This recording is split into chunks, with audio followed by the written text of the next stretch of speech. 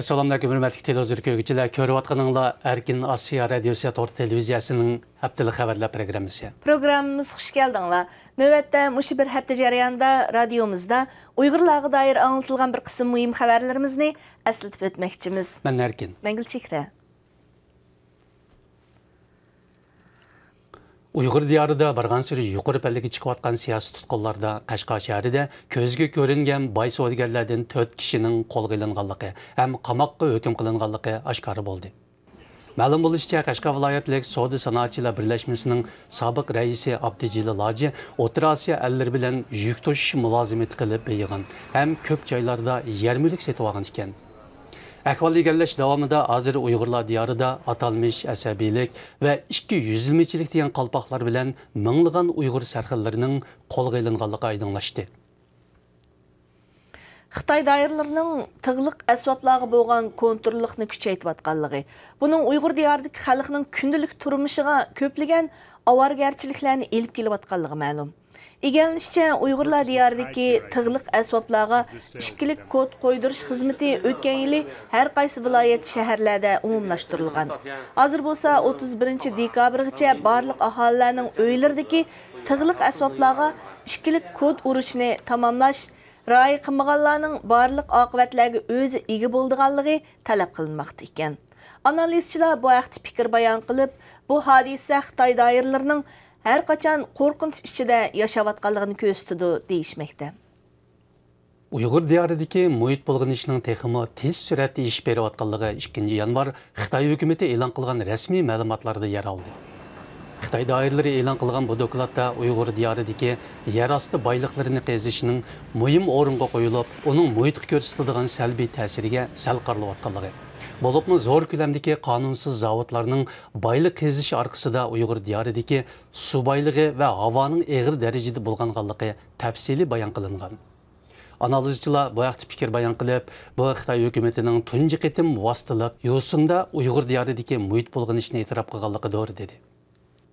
Xitoy doiralari navbatda Uyg'ur diyorida zo'r kuch bilan tashviq qilayotgan 19-qurultayning ro'yini yetkazish faoliyatining Әмділікті болса, Uyghur davasının chet ellardagi avangard maydonlaridan biri bo'lgan Turkiyaga so'zilganligi diqqat qo'zg'adi. O'tgan hafta Turkiyaning Adolat va Taraqqiyot partiyasi bilan Xitoy Kompartiyasining vakillar o'migi Anqarada Turkiya-Xitoy munosabatidagi yangi fursatlar, Xitoy Kompartiyasining 19-qurultayining ro'yini yetkazish mavzuliq yig'inni uyushtirgan. Faoliyatchilar va analizchilar bu haqda fikr bayon qilib, buning Xitoyning tashqi siyosatining bir qismi ekanligini va buning bir o'tkinchi hodisa ekanligini ilgari surdi. Uyg'ur diyorining siyosiy, iqtisodiy, madaniyat sohasida ro'yobga chiqayotgan jiddiy o'zgarishlar axborot vositalaridan yarilish bilan birga G'arb dunyosidagi qalamkashlarining asarlariga tema bo'layotganligi ma'lum. Germaniyalik yazguvchi Ingrid Vidyarto xonimning yaqinda nashr qilingan Uyg'urlar haqida hikoyalar nomli asari ana shularning biridir. Ingrid xonimning bu kitobida nuqtali qilib, Uyg'ur diyoridagi 20 ga yaqin Uyg'ur yoshining ochiq kechirmishlari hikoyalashtirilgan. Haqiqiy voqealar asosidagi bu hikoyalarda navbatdagi Uyg'ur jamiyatining umum ahvoli yorqin aks ettirilgan. Avtor bu haqda so'z qilib, Yevropaliklarga ancha tanishlik bo'lmagan Uyg'ur xalqi haqida ma'lumot berish uchun bu asarni yozib chiqqanligini bildirdi. Muajiratdagi Uyg'ur jamoatining markazlaridan biri bo'lgan Avstraliyadagi Uyg'urlar 25-dekabrdan 28-dekabrgacha Avstraliya Sharqi Turkiston Longsi futbol musobaqasini o'tkazdi.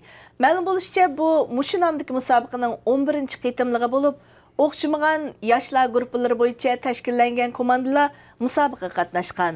Musobaqaga qatnashgan to'pchilardan biraylar bu haqda so'z qilib, biz bu maydonda to'pli tepmadik, balki Uyg'urlarni erkin nafas oldirmagan Xitoy zulmini tepdik dedi. 3 kun davom qilgan bu qitimqi musobaqada Adelaide shahri birinchi komandasi chempionlikni qo'lga keltirdi. Avstraliyadagi Uyg'urlar bu musobaqaga yuqori baholar berdi. Muhtaram televizyon izleyiciler, yukarıda Erkin Asiya Radyosu Tor televiziyasının haftalik xabarlar programmasini ko'rdinglar. Kelar hafta ko'rishaylik. Xayr xo'sh. Xayr xo'sh.